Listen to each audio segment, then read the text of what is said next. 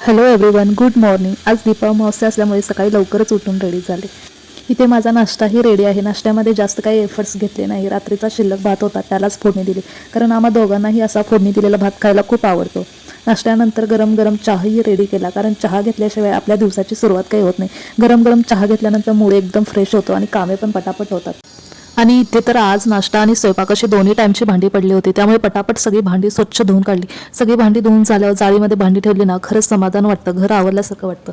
आणि पावसाळ्यात कपडे वाळवणं म्हणजे तर एक मोठं कठीणच काम असतं. त्यातल्या त्यात मशीनमधून थोडे ड्राय कपडे बाहेर येतात म्हणून बरं आहे, म्हणजे दिवसभर वाऱ्याने तरी कपडे सुकतात.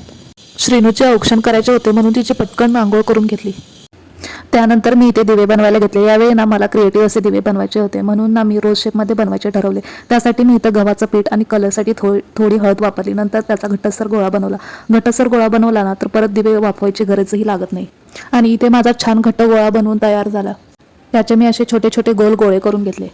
नंतर त्याला लाटून सगळ्या बाजूनी काट्या चमच्याने छान डिझाईन करून घेतली. नंतर त्याचे असे 4 भाग करून घेतले आणि ते एकावर एक असे मांडून ठेवले.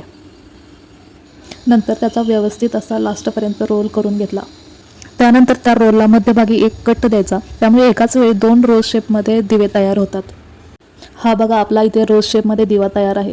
त्याच्या पाकळ्यांना अशा थोड्या पसरून घ्यायच्या, म्हणजे ना मध्यभागी ना आपल्याला फुलवात लावता येते. इथे बघा, माझे एकूण 5 रोज शेपमध्ये दिवे तयार पण झाले.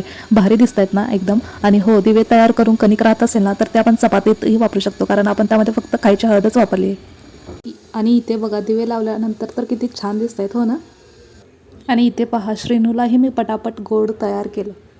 तिला आधी छान हळदी कुंकू लावून घेतलं. त्यानंतर सोन्याच्या अंगठीने तिचं औक्षण केलं.